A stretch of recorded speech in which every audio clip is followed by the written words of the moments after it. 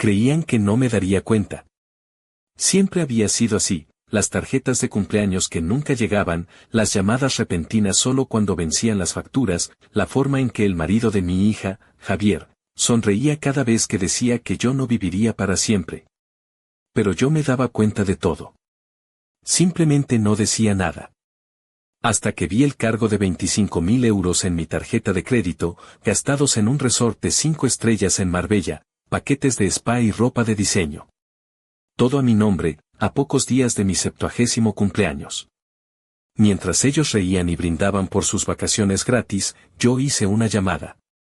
Silenciosa, precisa, legal.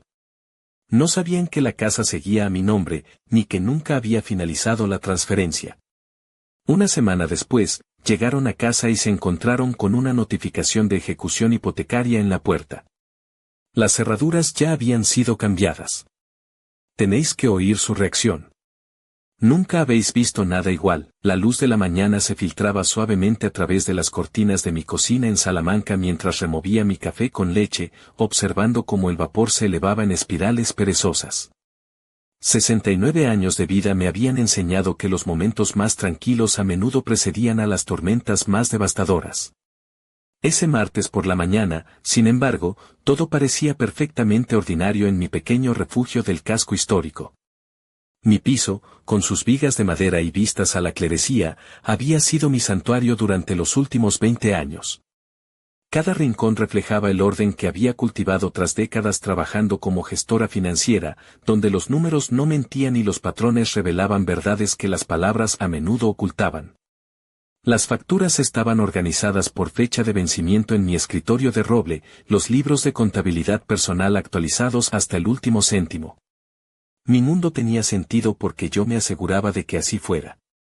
Encendí mi ordenador portátil, una rutina matutina tan familiar como prepararme el café.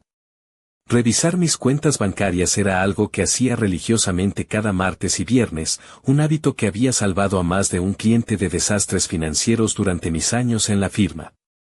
Los números aparecieron en la pantalla con su familiar precisión digital, pero algo estaba terriblemente mal. Mi cuenta de ahorros mostraba el saldo esperado, mi cuenta corriente también, pero mi tarjeta de crédito. Me quedé inmóvil, con la taza a medio camino hacia mis labios. 25.000 euros. El límite completo, gastado. Volví a actualizar la página, pensando que quizás era un error del servidor.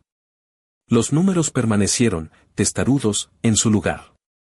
Hice clic en el historial de transacciones con dedos que habían comenzado a temblar ligeramente. El rastro era meticuloso y devastador: Hotel Puente Romano en Marbella, cenas en restaurantes con estrellas Michelin, boutiques de lujo en Puerto Banús. Todo concentrado en los últimos 10 días. Todo desde lugares que reconocí de las publicaciones de Instagram de mi hija, Sofía. Me recosté en mi silla, sintiendo como la traición se asentaba en mi pecho como una piedra fría. No era la cantidad de dinero lo que me dolía, aunque no era una suma insignificante para una jubilada. Era la presunción, la absoluta certeza de que yo no notaría o, peor aún, que no me importaría. Mi teléfono vibró con una notificación. Instagram. Una foto nueva de Sofía. Ella y Javier en lo que parecía ser una terraza privada con vistas al Mediterráneo, copas de champán en alto, sonrisas radiantes. El pie de foto decía: necesitábamos esto. Bendecidos. Almohadilla tiempo de calidad, almohadilla descanso merecido. Tiempo en familia sin invitarme, usando mi dinero para un descanso que creían merecer. Cerré la aplicación sin dar me gusta, ni comentar, algo que normalmente habría hecho. Durante años, había sido la abuela y madre que siempre apoyaba, siempre celebraba los momentos de felicidad de otros, incluso cuando me excluían de ellos. Pero esta mañana, algo había cambiado en la matemática emocional de nuestra relación.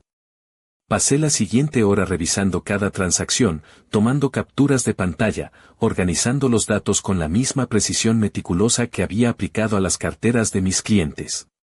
Cada compra contaba una historia: la cena de 400 euros el primer día, el spa de 800 el tercero, las compras de 1.200 euros en boutiques cuyos nombres ni siquiera podía pronunciar. Javier había usado mi tarjeta para comprar trajes en una tienda que claramente no estaba en su liga salarial habitual. Mi teléfono sonó. Era mi amiga Pilar. Me dijo que si iba a bajar a tomar el aperitivo o que ya tenía una mesa en la Plaza Mayor. Su voz, directa y sin rodeos, era un ancla en mi mundo tambaleante. Le respondí que ya iba, sorprendida por lo normal que sonaba mi voz. La cafetería estaba a solo 5 minutos a pie, pero el trayecto me dio tiempo para procesar lo que había descubierto. No era la primera vez que Sofía se tomaba libertades con mis recursos. Habían sido pequeñas cosas durante años: usar mi cuenta de Amazon Prime sin avisar, pedir prestado dinero que rara vez devolvía, asumir que cuidaría de Julián, mi nieto, cuando les convenía. Pero esto era diferente. Esto era deliberado, calculado y ejecutado con la confianza de alguien que creía que no habría consecuencias. Pilar ya estaba sentada en nuestra mesa habitual, revisando el menú aunque lo conocía de memoria.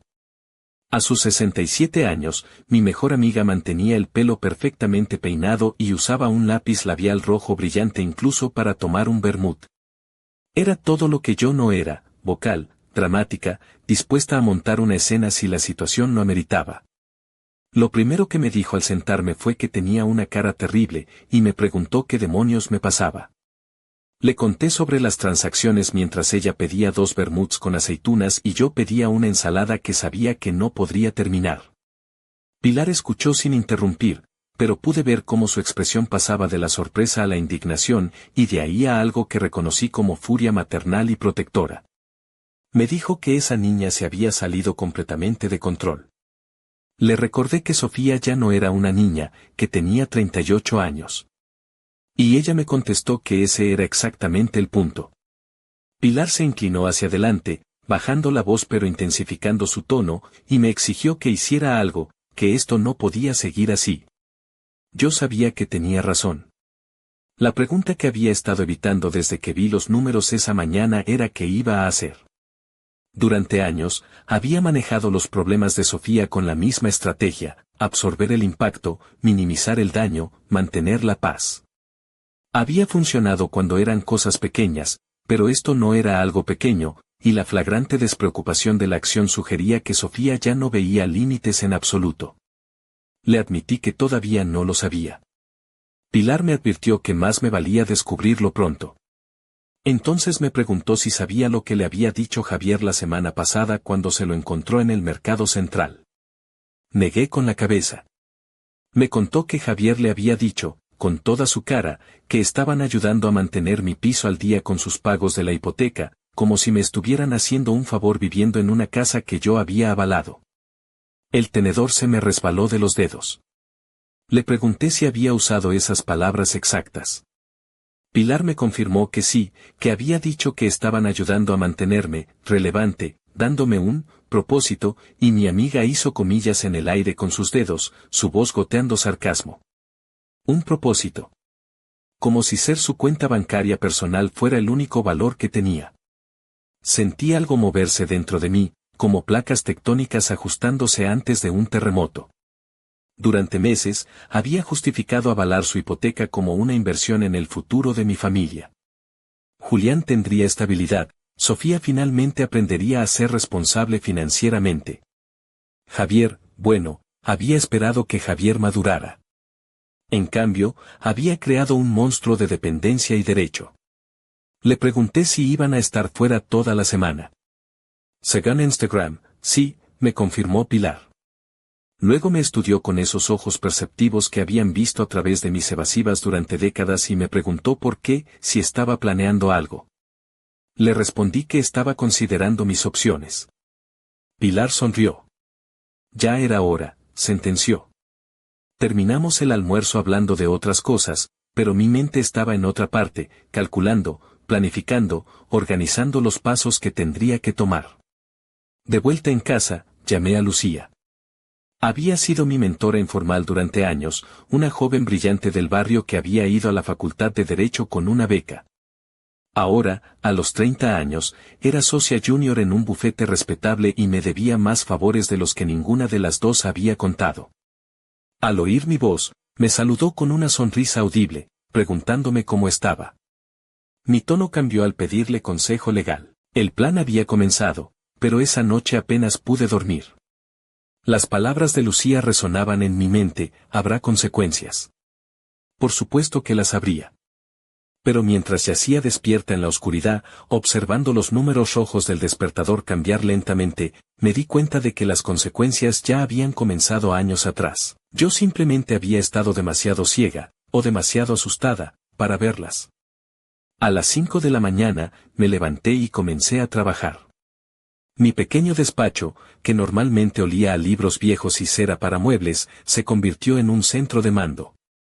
Saqué todos los archivadores donde guardaba los documentos familiares de los últimos 10 años, contratos de préstamos que había avalado, recibos de regalos caros que nunca fueron correspondidos, correos electrónicos donde Javier me aseguraba, con una prosa empalagosa, que los pagos de la hipoteca siempre estarían al día. La correspondencia con el banco donde habían solicitado el préstamo originalmente. Cada documento contaba una historia, y juntos formaban un patrón devastador de manipulación financiera sistemática. El préstamo original de la casa, un precioso adosado en el barrio de La Fontana, había sido por 280.000 euros. Yo había puesto la entrada, 60.000 euros, que eran prácticamente todos mis ahorros de ese momento.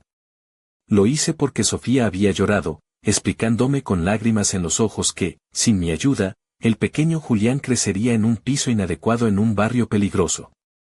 Javier había estado presente durante esa conversación, asintiendo gravemente mientras hablaba de invertir en el futuro de la familia. Ahora, revisando los papeles con ojos de analista financiera en lugar de madre devota, veía las banderas rojas que había ignorado. Sus ingresos combinados apenas calificaban para la mitad del préstamo. Sus historiales de crédito tenían agujeros que deberían haber sido alarmantes.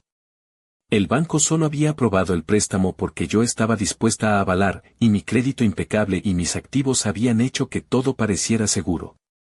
Para el banco, claro. Para mí, había sido una sentencia de servidumbre financiera. A las 8, Lucía llegó con café y croissants de la pastelería La Industrial, la que a ambas nos encantaba. Se había cambiado el traje por unos vaqueros y una blusa de seda, pero llevaba un maletín de cuero que parecía muy serio. Me preguntó cómo me sentía esa mañana, instalándose en mi mesa de comedor que ahora parecía el escritorio de un contable forense. Le confesé que me sentía como una idiota, preguntándome cómo no había visto todo esto antes. Lucía me consoló, diciéndome que era porque amaba a mi hija y porque ellos eran muy buenos en lo que hacían. Abrió su maletín y sacó una carpeta gruesa. Me dijo que había estado investigando, y que Javier ya había hecho esto antes. Se me heló la sangre. Me explicó que su primera esposa, en Madrid, había presentado una demanda por fraude financiero durante su divorcio. Fue desestimada porque ella no pudo probar que él había actuado con malicia, pero el patrón era idéntico: tarjetas de crédito conjuntas vaciadas, cuentas de ahorro drenadas, siempre con excusas sobre emergencias familiares u oportunidades de inversión. Sentí náuseas. Le pregunté si Sofía sabía eso. Lucía no estaba segura, pero honestamente, me dijo, no importaba. Ella era una adulta que había elegido participar en esto. El hecho de que usaran mi tarjeta de crédito sin permiso, sin siquiera llamarme para avisar, no fue un accidente o un malentendido. Fue deliberado. Tenía razón. Durante años, había estado poniendo excusas por el comportamiento de Sofía, tratándola como si fuera una víctima de las malas influencias de Javier. Pero la verdad era más simple y más dolorosa: mi hija había elegido esto. Le pregunté qué opciones tenía. Me explicó que eran varias. Podíamos denunciar el fraude de la tarjeta de crédito a la policía y a la compañía de tarjetas. Podíamos iniciar un procedimiento para eliminarme como avalista de la hipoteca, basándose en el incumplimiento de las obligaciones acordadas. Podíamos congelar cualquier acceso futuro a mis cuentas. Lucía hizo una pausa, mirándome cuidadosamente. O podíamos hacer todo eso a la vez, para enviar un mensaje muy claro. Le pregunté cuánto tiempo tomaría. Para la denuncia de fraude, sería inmediato. Para retirar el aval, tal vez 2 semanas si no había complicaciones. El banco probablemente requeriría que Javier y Sofía calificaran para el préstamo solos, lo cual, según las notas de Lucía y lo que había visto de sus finanzas, era altamente improbable. Eso significaba, concluyó, que si procedía con esto, había una alta probabilidad de que perdieran la casa. Las palabras colgaron en el aire entre nosotras. Durante años, esa casa había representado la estabilidad para Julián, un hogar para mi familia. Pero también había representado mi vulnerabilidad financiera, mi incapacidad para decir no, mi disposición a ser explotada en nombre del amor familiar. Murmuré el nombre de Julián. Lucía, con suavidad, me dijo que ya había pensado en eso. Como menor de edad, si sus padres perdían la casa, él tenía derecho legal a solicitar vivir con otro familiar. Conmigo, por ejemplo. La idea me golpeó como un rayo. Julián viviendo conmigo, lejos de la toxicidad financiera de sus padres, en un ambiente donde el dinero se respetaba en lugar de ser robado, donde las palabras significaban algo. ¿Querría él eso? No lo sabía, pero valía la pena considerarlo. Pasamos las siguientes 3 horas preparando los documentos. Lucía era meticulosa, explicándome cada formulario, cada implicación legal. Firmé la denuncia de fraude de tarjeta de crédito. Inicié el proceso para retirar mi aval de la hipoteca. Autorice a Lucía a congelar todas las cuentas conjuntas existentes. Cada firma se sentía como un acto de liberación. Le pregunté cuándo notificarían al banco. Me dijo que al día siguiente. Les darían 30 días para calificar para el préstamo de forma independiente o para encontrar otro avalista. Y si no podían, el procedimiento de ejecución hipotecaria comenzaría automáticamente. Me recosté en mi silla, sintiendo algo que no había experimentado en años: control. Por primera vez en décadas, yo estaba tomando las decisiones sobre mi propio dinero, mi propio futuro. Lucía, guardando los documentos en su maletín, me preguntó si estaba preparada para lo que venía. Sofía se pondría furiosa. Javier trataría de manipularme. Probablemente dirían cosas horribles. Pensé en la pregunta. Durante años, había evitado el conflicto a toda costa, sacrificando mi propia dignidad y recursos para mantener la paz familiar. Pero esa ansiedad había sido unidireccional. Sofía claramente no se preocupaba por lo que yo pensaba de ella. Le dije a Lucía que ya no podía ser la única persona en esta familia que se preocupaba por los sentimientos de los demás. Ella sonrió, una sonrisa de admiración genuina. Le pareció justo. Después de que Lucía se fuera, llamé a Pilar.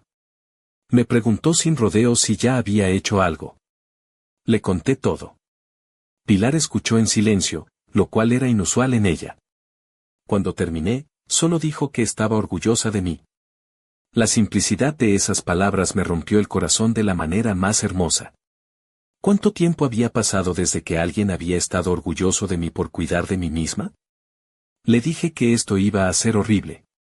Ella me respondió que yo ya había vivido la versión horrible, donde me trataban como su cajero automático personal.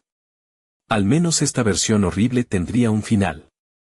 Esa tarde, trabajé en mi pequeño balcón, algo que siempre hacía cuando necesitaba pensar. Arranqué las malas hierbas de las macetas, podé los rosales en miniatura. Había algo profundamente satisfactorio en cuidar cosas que realmente apreciaban la atención. Mientras trabajaba, pensé en Julián. Mi nieto había estado observando esta disfunción durante años, aprendiendo que el amor se demostraba a través del sacrificio financiero, que la familia significaba tomar sin dar. ¿Qué tipo de hombre se convertiría si este era su modelo? Tal vez, solo tal vez, mostrarle que había otra manera sería el regalo más valioso que podría darle. El sol se estaba poniendo cuando terminé. Me senté en mi salón con un vaso de agua con limón, observando cómo las sombras se alargaban sobre la plaza de Anaya. Mañana, el banco recibiría los documentos de Lucía. En 30 días, Sofía y Javier tendrían que enfrentar las consecuencias de sus acciones. Por primera vez en años, el futuro se sentía como algo que yo estaba creando, en lugar de algo que simplemente me estaba pasando. Mi teléfono vibró con otra notificación de Instagram, pero esta vez no la ignoré. Era una foto de Sofía y Javier en lo que parecía ser el aeropuerto de Málaga, maletas de diseño a sus pies, sonrisas radiantes dirigidas a la cámara. El pie de foto decía, de vuelta a la realidad. Eran las 4 de la tarde del viernes. Habían pasado 3 días desde que Lucía había enviado los documentos al banco, 3 días de una calma extraña que se sentía como el silencio antes de una tormenta devastadora. Me serví una taza de té y me senté en mi butaca favorita, junto a la ventana que daba a la calle. Desde aquí podía ver la entrada de su casa, mi antigua inversión, mi error de 60.000 euros. En una hora, tal vez 2, estarían en casa, descargando sus maletas llenas de recuerdos comprados con mi dinero robado. Pero esta vez, yo no estaría esperando con preguntas ansiosas sobre su viaje u ofertas de ayuda con su equipaje. Esta vez, yo tenía mi propia agenda. A las 5:30, el BMW plateado de Javier, financiado por supuesto con un préstamo que yo había avalado hacía 2 años, se detuvo en su entrada. Los observé descargar maleta tras maleta, riéndose de algo que Javier había dicho. Sofía llevaba un vestido blanco de lino, ceñido y elegantemente arrugado, que se veía carísimo y resaltaba su bronceado marbellí. Sus sandalias de tacón fino parecían increíblemente incómodas pero estilizaban sus piernas de una forma casi insultante. Javier, por su parte, lucía un bronceado que hablaba de días perezosos bajo el sol, una camisa de lino azul desabrochada en el cuello que dejaba entrever una piel dorada y una confianza que rayaba en la arrogancia. Se veían felices, relajados, completamente inconscientes de que su mundo estaba a punto de colapsar. Julián salió corriendo de la casa para ayudar con las maletas. Mi nieto había crecido tanto en el último año que a veces me sorprendía verlo. A los 17 años, tenía la altura de su padrastro, pero mantenía una dulzura en el rostro que me recordaba a Sofía cuando era pequeña. Ella lo abrazó brevemente antes de que él cargara 2 maletas grandes hacia la casa. Era él quien más me preocupaba en todo esto. Julián no había elegido tener padres que robaran y manipularan. No había pedido crecer en una casa construida sobre mentiras financieras, pero iba a pagar las consecuencias de todas formas. Esperé 1 hora. Tiempo suficiente para que se acomodaran, para que empezaran a desempacar, para que se sintieran seguros en su rutina normal. Entonces, caminé por la calle hacia su puerta. Sofía abrió con una sonrisa genuina, la primera que había visto en meses. Me dijo, mamá, ¿cómo sabías que acabábamos de llegar? Me abrazó como si genuinamente se alegrara de verme, su perfume caro, una mezcla de cítricos y algo almizclado, llenando mis sentidos. Insistió en que estaban a punto de llamarme, que tenían tantas cosas que contarme sobre el viaje. Le respondí que estaba segura de ello, manteniendo mi voz neutra. Le pedí que habláramos. Por supuesto, me dijo, pasa, pasa. Javier estaba arriba duchándose, pero bajaría en 1 minuto. Me preguntó si quería ver las fotos, el resort era increíble y la playa. Sofía siguió parloteando mientras me guiaba hacia el salón. La casa estaba impecable, por supuesto. Sofía había heredado mi obsesión por el orden, aunque no mi disciplina financiera. Muebles caros en espacios perfectamente coordinados, arte abstracto que costaba más de lo que yo ganaba en un mes cuando era joven. Todo financiado con dinero que no tenían. La interrumpí suavemente, diciéndole que necesitábamos hablar de algo importante. Algo en mi tono debió de alertarla, porque su sonrisa vaciló ligeramente. Me preguntó si todo estaba bien, que me veía seria. Le pregunté si Julián estaba en casa. Me contestó que en su cuarto, y quiso saber por qué. Le dije que prefería que él escuchara esto también. Ahora Sofía se veía genuinamente preocupada. Me dijo que la estaba asustando, ¿qué pasaba? Grité hacia las escaleras, pidiéndole a Julián que bajara un momento, por favor. Javier apareció en las escaleras al mismo tiempo que Julián, el pelo aún húmedo de la ducha, vistiendo unos pantalones cortos de marca y una camisa blanca impoluta. Cuando me vio, su sonrisa fue diferente a la de Sofía, más calculada, más cuidadosa. Me saludó con un beso en la mejilla que olía a loción para después del sol cara y me preguntó cómo estaba, esperando que no hubiera habido ningún problema mientras estaban fuera. El cinismo de la pregunta era casi impresionante. ¿Problemas? ¿Cómo encontrar 25.000 euros robados de mi tarjeta de crédito? ¿Cómo descubrir que el hombre al que llamaba yerno se había estado burlando de mí en el mercado? ¿Cómo darme cuenta de que había criado a una hija que podía robarme sin pestañear? Les pedí simplemente que se sentaran. Julián se acomodó en el sofá, mirando entre los adultos con esa intuición que tienen los adolescentes para la atención familiar. Sofía se sentó junto a él, todavía sonriendo, pero con una línea de preocupación apareciendo entre sus cejas. Javier permaneció de pie, apoyándose contra la chimenea en una pose que probablemente pensaba que se veía casual y confiada. Saqué los papeles que había traído, no todos, solo los más importantes, y los puse en la mesa de centro.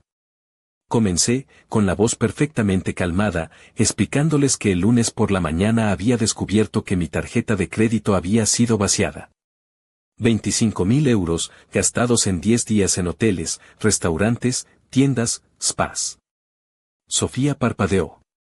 Javier se quedó muy quieto.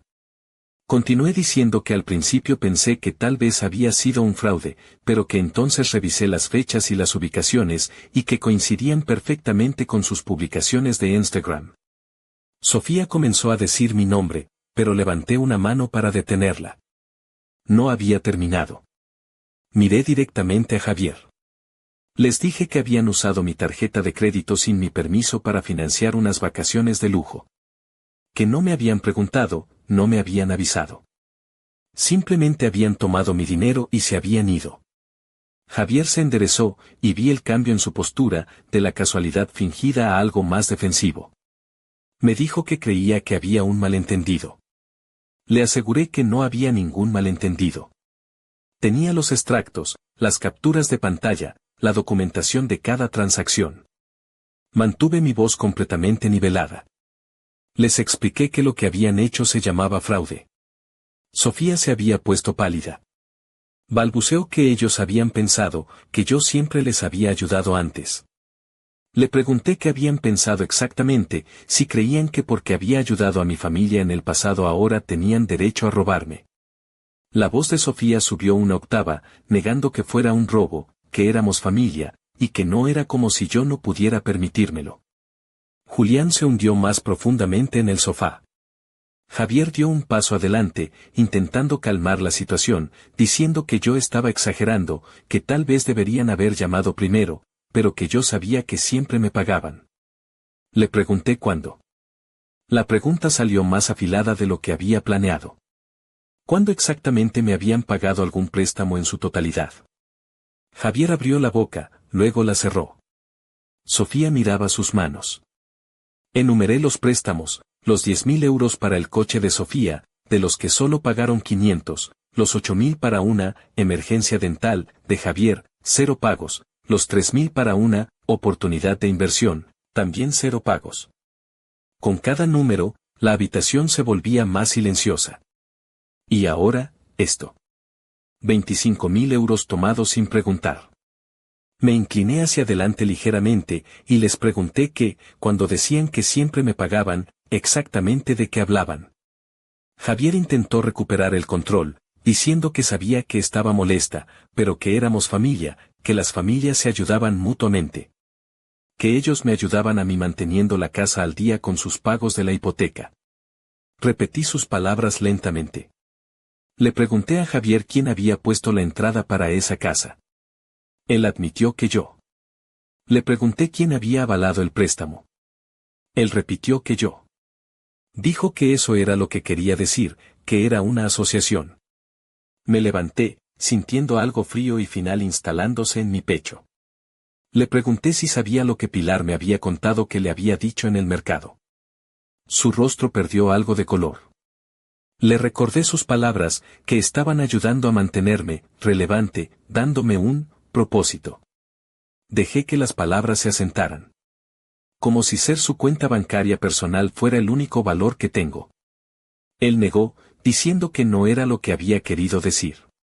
Le contesté que realmente no importaba lo que quisiera decir, sino lo que había hecho. Recogí mis papeles de la mesa. Les informé de que había contratado a una abogada, que había denunciado el fraude y que había iniciado los procedimientos para retirar mi nombre como avalista de esa hipoteca. El silencio que siguió fue absoluto. Sofía fue la primera en encontrar su voz, preguntando qué significaba eso. Le expliqué que ya no era responsable de su préstamo, y que el banco les daría 30 días para calificar para el préstamo ellos solos. La caminata de regreso a mi piso fue la más larga y la más corta de mi vida. Mis pasos se sentían medidos, deliberados, mientras el sonido de voces elevadas se desvanecía detrás de mí. Por primera vez en años, había dicho mi verdad sin disculparme por ella, sin suavizar los bordes para hacer que otros se sintieran más cómodos con su propia mala conducta.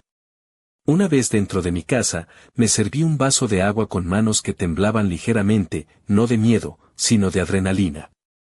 Lo que acababa de hacer era irreversible. Había cruzado una línea que había estado evitando durante décadas, y del otro lado de esa línea había una versión de mí misma que no reconocía completamente, una mujer que se defendía a sí misma. Mi teléfono comenzó a sonar a los 20 minutos.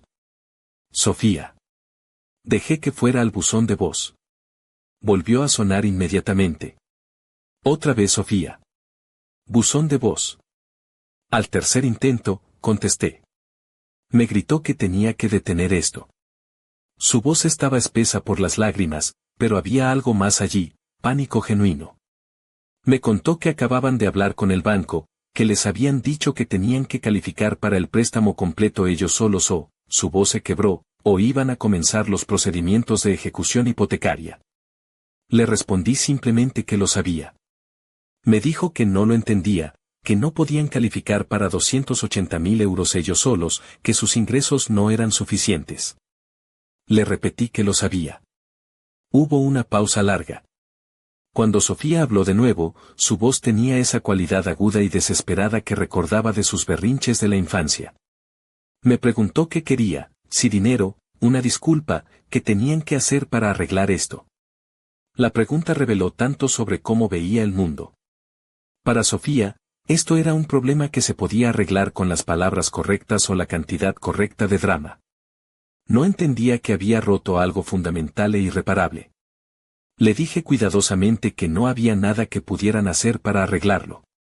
Que me habían robado, habían violado mi confianza, y que luego, cuando los confronté, me habían llamado dramática. Ella se defendió, diciendo que fue Javier quien lo dijo. Pero le recordé que no lo había corregido, que se había quedado ahí mientras él intentaba minimizar lo que habían hecho. Escuché una respiración pesada del otro lado de la línea. Me suplicó, por favor, que no hiciera esto, que pensara en Julián, donde iba a vivir. Y ahí estaba, usando a mi nieto como escudo emocional, como había hecho durante años. Le dije que Julián podía vivir conmigo, que mi piso tenía espacio extra. Ella gritó que no podía simplemente llevarme a su hijo. Le aclaré que no me lo estaba llevando, que le estaba ofreciendo estabilidad. La llamada terminó con un clic abrupto. 10 minutos después, mi teléfono sonó de nuevo. Esta vez era Javier. Su voz tenía esa cualidad controlada que usaba cuando intentaba ser persuasivo. Me dijo que creía que había habido un gran malentendido. Le aseguré que no. Intentó excusar a Sofía, diciendo que podía ser dramática y que tal vez él no había manejado la situación de la mejor manera, pero que tenía que entender la posición en la que esto los ponía. Le respondí que entendía perfectamente la posición en la que esto los ponía, en la posición de enfrentar las consecuencias de sus acciones.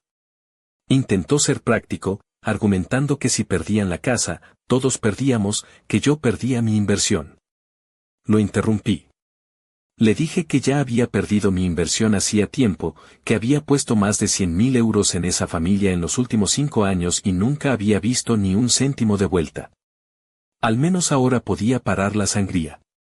Volvió a usar a Julián, preguntándome si realmente iba a destruir la estabilidad de un niño para demostrar un punto.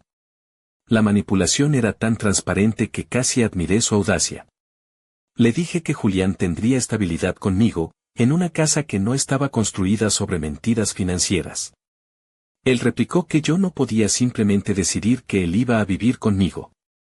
Le recordé que Julián tenía 17 años, que era lo suficientemente mayor para tener voz en donde vivía. Javier colgó sin otra palabra. Esa noche, mientras intentaba leer en mi sala de estar, vi luces encendiéndose y apagándose en la casa de enfrente, sombras moviéndose detrás de las ventanas de maneras que sugerían conversaciones intensas. A las 10, el BMW de Javier salió de la entrada de manera abrupta. A las 11, alguien tocó suavemente a mi puerta.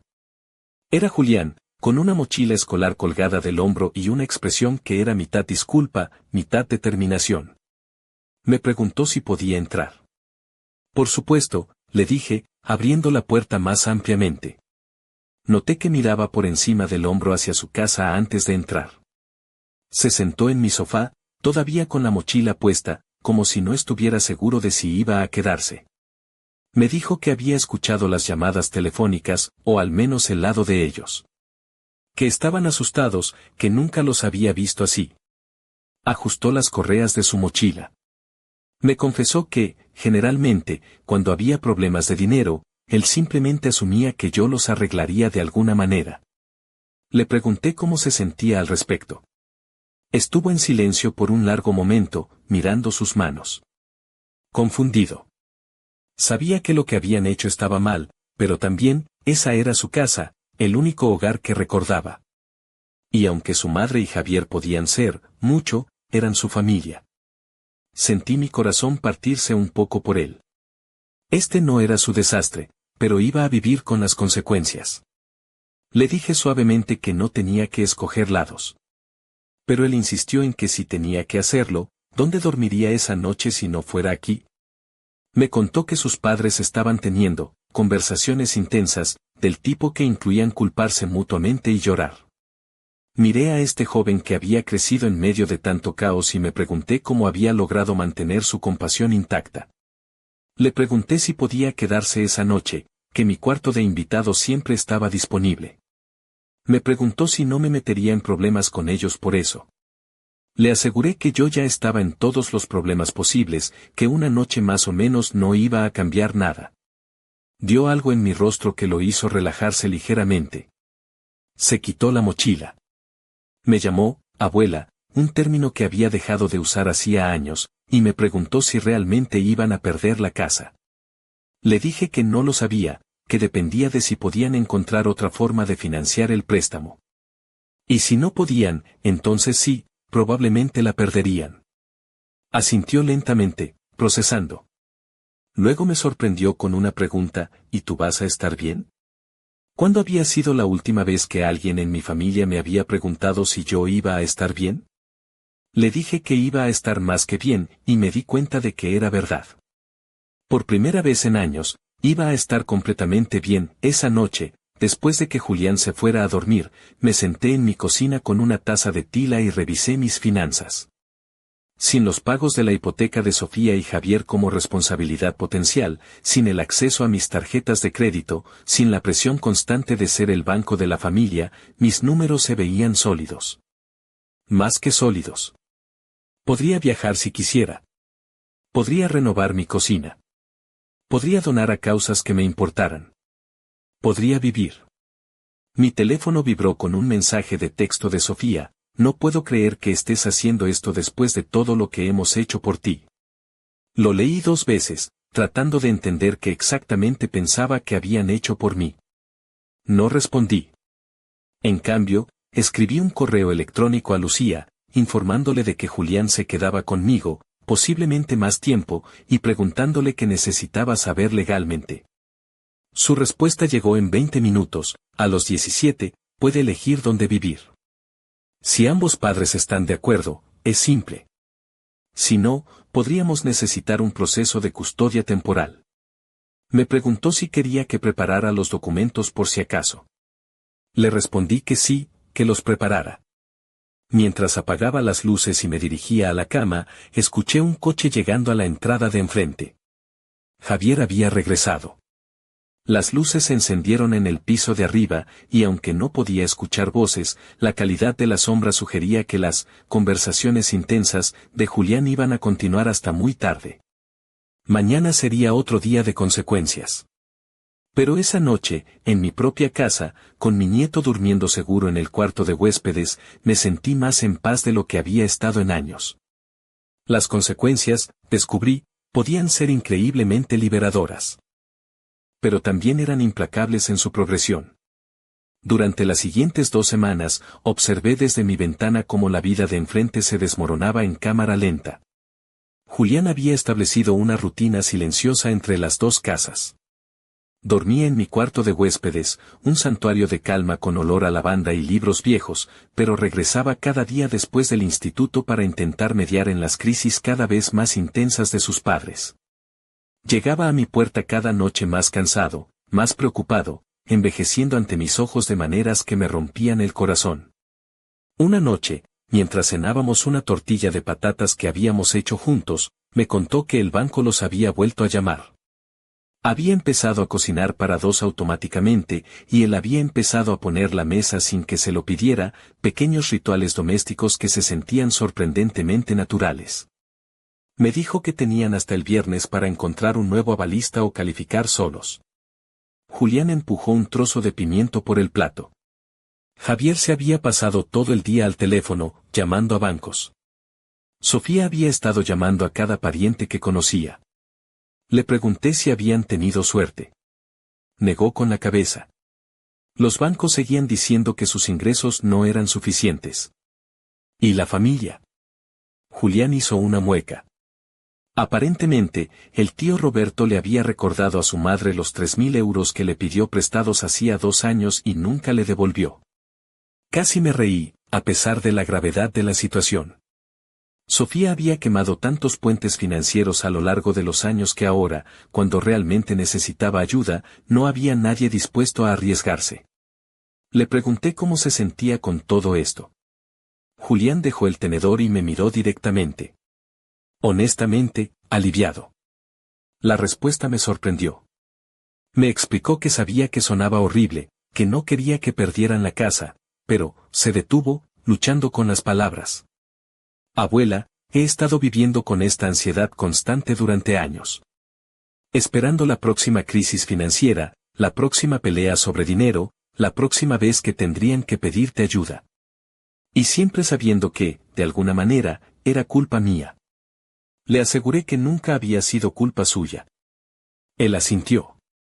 Dijo que lo sabía ahora, pero que cuando eres un niño y tus padres están siempre estresados por el dinero y luego siempre van donde la abuela para arreglarlo, empiezas a sentir como si fueras muy caro de mantener. La revelación me golpeó como un puño en el estómago. Todo este tiempo que había pensado que estaba protegiendo a Julián, él había estado cargando con el peso de la irresponsabilidad de sus padres. Le dije suavemente que el dinero nunca había sido sobre él.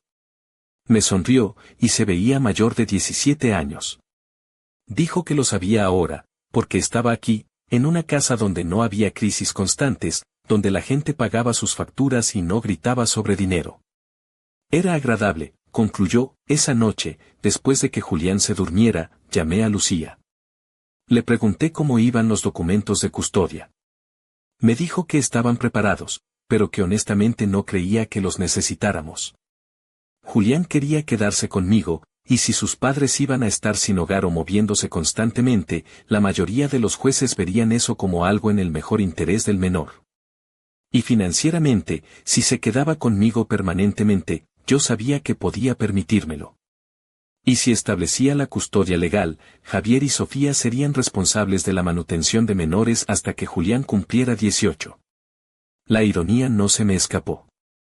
Después de años de que yo los apoyara financieramente, ellos técnicamente me deberían dinero por cuidar de su hijo.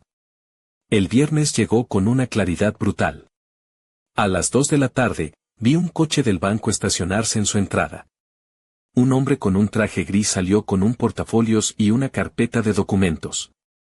Permaneció en la puerta durante 10 minutos antes de que Sofía finalmente abriera. Desde mi ventana, pude ver todo el intercambio a través de gestos, el hombre hablando con voz medida, Sofía gesticulando, Javier apareciendo detrás de ella, tomando los papeles, leyéndolos. Entonces, ella se desplomó contra el marco de la puerta como si sus rodillas hubieran cedido. Mi teléfono sonó 20 minutos después de que el hombre del banco se fuera. Era Sofía, su voz sonaba entumecida. Me dijo que tenían 30 días. 30 días para irse. La ejecución hipotecaria oficial había comenzado. No dije nada. ¿Qué había que decir? Esto era exactamente lo que había sabido que iba a pasar. Su voz se quebró. Me preguntó si de verdad iba a dejar que esto pasara. Le respondí que yo no estaba dejando que nada pasara, que ellos habían hecho esto. Ella replicó que era mi madre, que se suponía que las madres ayudaban a sus hijos. Le contesté que las madres ayudaban a sus hijos, no permitían que sus hijos las explotaran indefinidamente. Hubo un silencio largo. Cuando Sofía habló de nuevo, había algo diferente en su voz, algo que reconocí como la desesperación final. Me preguntó qué tenía que hacer, si rogar, suplicar. ¿Qué quería que hiciera para arreglar esto? Le dije que quería que entendiera que esto no se podía arreglar. No con palabras o promesas o lágrimas. Que habían roto algo fundamental entre nosotros. Volvió a usar a Julián como escudo. Le dije que Julián iba a estar bien, que podía quedarse aquí. Gritó que no podía quedarme con su hijo. Le aclaré, una vez más, que no me lo estaba quedando, que le estaba ofreciendo estabilidad, algo que ellos claramente no podían proveer. La llamada terminó con sollozos. Esa noche, Julián llegó a casa con 2 maletas grandes. Le pregunté si esto era permanente, mientras la subía a su cuarto. Se detuvo en las escaleras y me dijo que sí, si a mí me parecía bien. Les había dicho que quería quedarse aquí hasta graduarse. Su madre había llorado, pero Javier había dicho que era su decisión. Le pregunté cómo se sentía. Culpable, aliviado, triste, todo a la vez. Se sentó en el escalón. Me preguntó si era una mala persona por no querer vivir en el caos constante. Le dije que era una persona inteligente por reconocer la diferencia entre caos y estabilidad y por elegir la estabilidad. Durante las siguientes 3 semanas, observé el lento proceso de desintegración desde mi ventana. Camiones de mudanza aparecían para llevarse los muebles caros. Sofía vendía joyas en Wallapop. Javier había conseguido un trabajo de ventas en un concesionario de coches de segunda mano, un paso hacia abajo considerable. Pilar vino una tarde con rosquillas caseras y chismes. Me contó que había oído que se mudaban a un apartamento en el barrio de Pizarrales. 2 habitaciones, sin garaje. Me preguntó cómo estaba llevando Sofía todo esto. Según Marga, la peluquera, estaba furiosa, culpándome por todo, diciéndole a cualquiera que escuchara que había destruido a su familia por despecho. La información me dolió, pero no me sorprendió. Y Javier, aparentemente, estaba más enfocado en culpar a Sofía que en culparme a mí, diciendo que su gasto irresponsable los había metido en este lío. Pilar mordió una rosquilla pensativamente. Irónico, dijo, como ninguno de ellos se culpaba a sí mismo por robar 25.000 euros. El día de la mudanza final llegó con una lluvia torrencial, típica de la primavera salmantina. Observé desde mi ventana mientras los últimos de sus pertenencias eran cargadas en una furgoneta de alquiler demasiado pequeña. A las 3 de la tarde, tocaron a mi puerta. Era Sofía, empapada, con el maquillaje corrido. Detrás de ella, Javier cargaba una caja con plantas de interior. Me dijo sin preámbulos que venía por Julián. Le informé de que Julián estaba en el instituto y que, además, ya había tomado su decisión. Ella insistió en que era su hijo. Le respondí que sí, y que como su madre, podía visitarlo aquí cuando quisiera, pero que él iba a vivir conmigo hasta que se graduara. Javier se acercó, y por un momento pensé que iba a intentar intimidarme, pero entonces se detuvo, mirándome con algo que podría haber sido respeto. Dijo simplemente que yo había ganado. Le contesté que esto nunca fue sobre ganar. Entonces, ¿sobre qué fue?, preguntó. Miré a mi hija, de pie en mi porche, sin hogar por primera vez en su vida adulta, finalmente enfrentando las consecuencias de años de irresponsabilidad. Fue sobre enseñar, dije finalmente. Sobre mostraros qué pasa cuando tratáis a las personas que os aman como recursos en lugar de como familia. Sofía se enderezó, y por un momento vi un destello de la dignidad que recordaba de cuando era joven. Preguntó si había algún camino de vuelta, si aprendían de esto. Era la primera pregunta que había hecho en semanas que sonaba genuina. Le dije que siempre había un camino de vuelta, pero que estaba pavimentado con acciones, no con palabras. Y que tomaba tiempo.